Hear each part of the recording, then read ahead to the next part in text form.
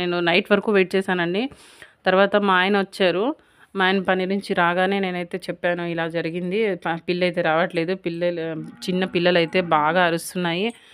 ఏమైందో, ఏమైందో అని చూస్తే ఇంకా మేము పక్కనంతా వెతికి చూసాము. సరౌండింగ్స్‌లో అడిగితే ఏమైందంటే అండి, పిల్లులు పట్టుకొని పోయి వాళ్ళు వస్తారంట అండి.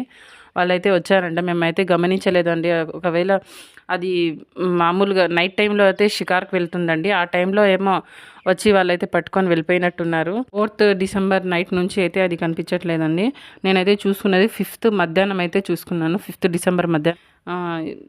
ముట్టుకోవడానికి కూడా చాలా భయమేసింది. ఎందుకంటే ఇవి ముందుసారి పిల్లలు పెట్టినప్పుడు కూడా అంతేనండి. ఒక 20 డేస్ వరకు అది అసలైతే పిల్లల్ని చూపించలేదు.